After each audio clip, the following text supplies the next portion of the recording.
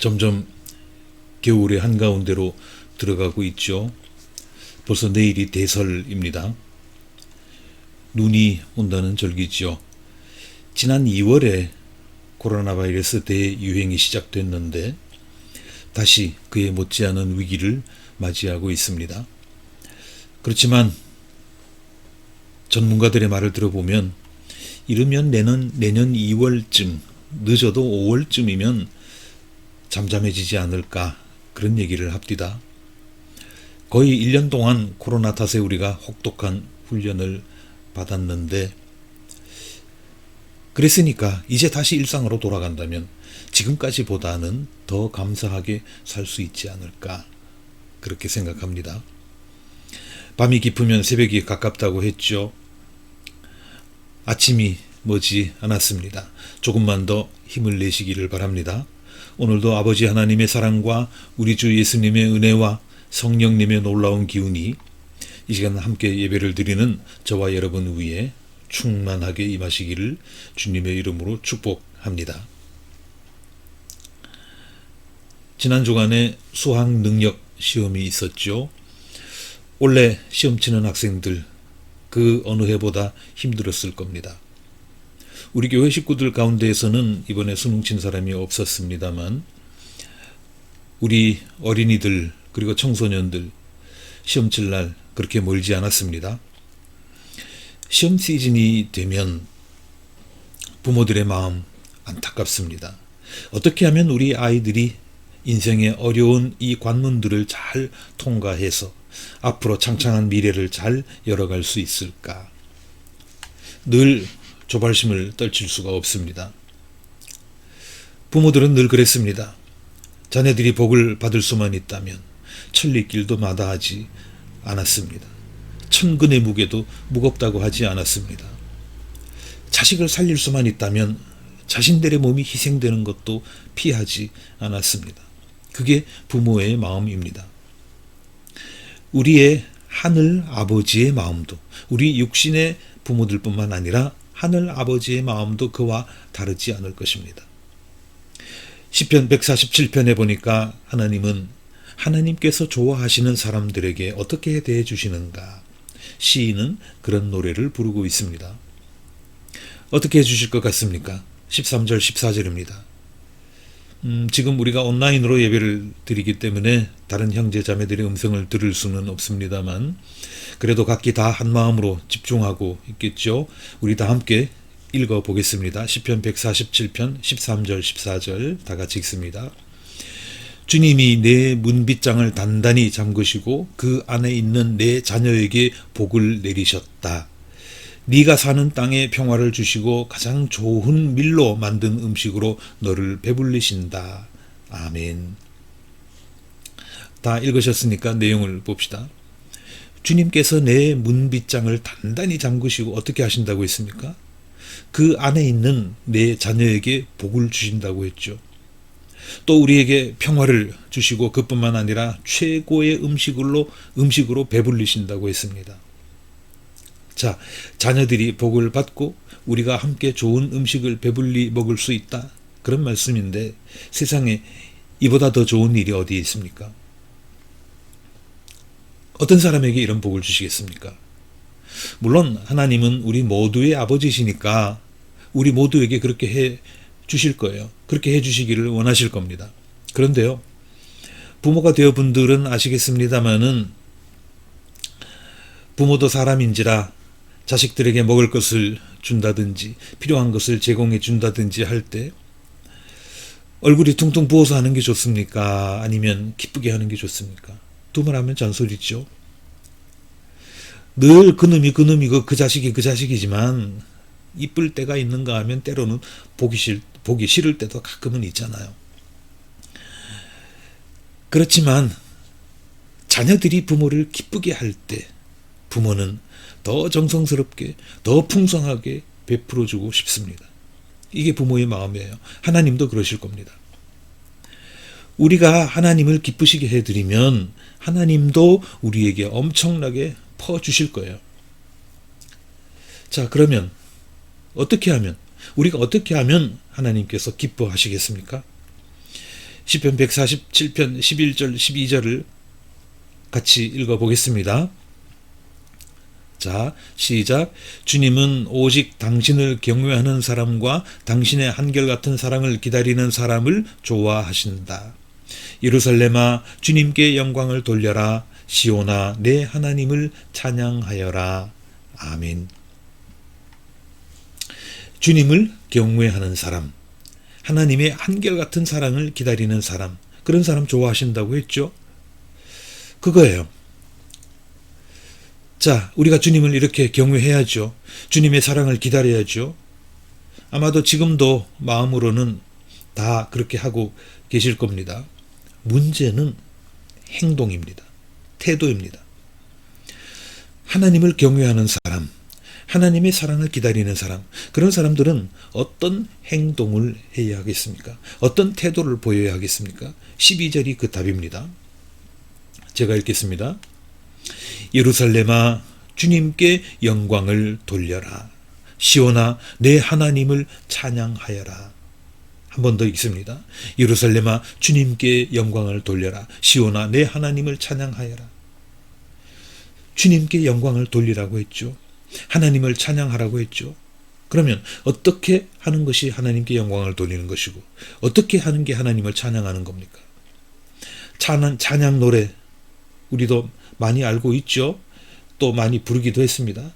그 찬양 노래들 열심히 부르면 될까요? 그것도 좋은 일이기는 하지만 조금 부족합니다. 입으로만이 아니라 우리 삶으로 하나님께 영광을 돌려야 합니다. 재미있는 조사 결과가 하나 있습니다. 미국 사람들을 상대로 질문을 한 건데요. 질문 내용은 이런 거였습니다. 왜 빨간 신호에 멈춰 서야 하는가? 왜 빨간 신호에 멈춰 서야 하는가? 우리가 자동차를 운전하다가 신호등이 빨간색으로 바뀌면 당연히 멈춰 서죠. 여러분은 왜 그렇게 하십니까? 자, 우리가 다 무심코 그렇게 하기는 하는데, 그렇게 행동하는 사람들의 무의식 속에는 구체적으로 어떤 생각이 들어있을까? 그걸 조사한 겁니다. 결과 어땠을 것 같습니까? 미국 사람들 가운데서는요, 70%는 이렇게 대답했습니다. 왜 빨간 신호에 멈춰서야 하는가? 70%는 경찰이 잡으니까. 이렇게 대답을 했는데, 신호를 위반하다가 걸리면 벌금 물죠. 벌점도 받습니다. 불이익이 생기겠죠. 그래서 이런 대답이 가장 많았고요. 그 다음 대답은 뭐겠습니까? 이겁니다. 가장 많은 대답은 경찰이 잡으니까이고, 그 다음에 두 번째는 내가 다칠까봐. 이렇게 대답한 사람이 25%였습니다. 신호를 위반하고 달리다가 내가 다칠 수 있죠. 그것도 이해는 됩니다. 단순히 벌금 내는 게 아까워서 신호를 지킨다는 사람보다는 그래도 조금은 마음 씀씀이가 넓지 않습니까? 자, 나머지 5%는 어떤 답을 했을까요? 이렇게 대답했습니다. 나머지 5%, 나도 다치겠지만 다른 사람에게 피해를 줄지도 모르니까. 내가 다칠 수도 있지만 남에게 피해 줄 수도 있기 때문에 나는 빨간 신호에는 가지 않는다. 멈춰 선다. 그런 대답을 한 거예요. 자, 다시 성경 말씀으로 돌아옵니다. 우리가 하나님께 영광을 돌려야 한다고 했죠. 하나님께 영광을 돌린다. 이게 무슨 뜻이겠습니까? 어떻게 하면 하나님께서 영광을 받으시겠습니까? 답은 간단합니다. 하나님은 나의 아버지시죠? 근데 그분이 나만의 아버지입니까? 아니죠. 나의 아버지이실 뿐만 아니라 내 가족의 아버지입니다.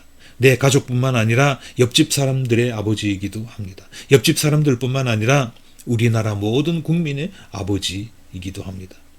우리나라 국민뿐만 아니라 온 세계 사람들의 아버지시잖아요.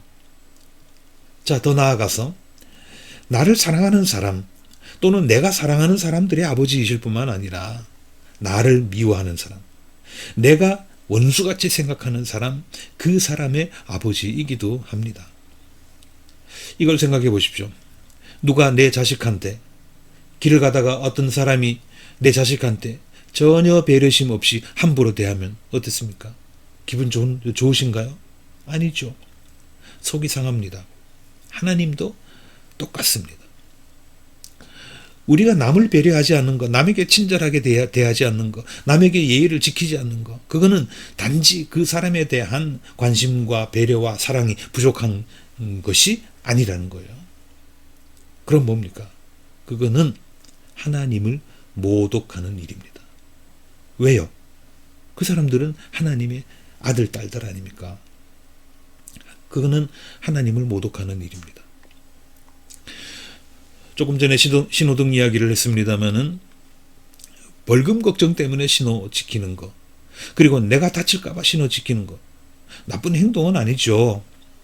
그렇지만 그런 마음가짐은 하나님 앞에서는 아주 부족합니다. 내가 신호를 지키지 않음으로써 나 때문에 누군가가 피해를 볼 수도 있다. 그렇게 생각해야 되는 거예요. 그 누군가가 구체적으로 누구일지는 모르지만 그 사람도 당연히 하나님의 자녀입니다. 이 세상 모든 사람을, 심지어 나의 원수까지도 하나님의 자녀라고 생각하고 배려하는 것, 그 사람들에게 친절하게 대하는 것, 예의를 지키는 것, 그것이 하나님께 영광을 돌리는 것입니다. 하나님의 자녀들한테 잘 대해주는 것, 그거 누가 기쁜 일이에요? 하나님이 기뻐하실 일이죠. 예수님께서 태어나실 때 하늘에서 천군 천사들이 노래를 불렀다고 했죠. 누가복음서에 나오는 말씀입니다. 더 없이 높은 곳에서는 하나님께 영광이요, 땅에서는 주님께서 좋아하시는 사람들에게 평화로다. 하늘에는 영광이요, 땅에는 평화로다 그랬습니다. 예수님은 하나님께 영광을 돌리기 위해서 이 세상에 오셨습니다. 이게 그 노래잖아요. 예수님이 오시니까 하나님께서 영광을 받으시는 거예요. 왜냐하면 예수님은 어느 특정 사람에게 뿐만 아니라 온 인류의 구세주이시지 않습니까? 유대인이나 이방인이나 남자나 여자나 장애인이나 비장애인이나 가난한 사람이나 부자나 모두가 행복한 세상을, 모두가 행복해하는 그런 세상을 만드시려고 예수님은 이 땅에 오셨습니다. 왜 그럴까요? 그 사람들 모두가 한 사람도 빠짐없이 다 하나님의 자녀들이기 때문입니다. 이처럼 우리도 이와 같은 예수님의 마음을 가져야 하지 않겠습니까? 그렇게 함으로써 날마다 매 순간 하나님께 영광을 돌리는 저와 여러분이 되시기를 주님의 이름으로 기원합니다.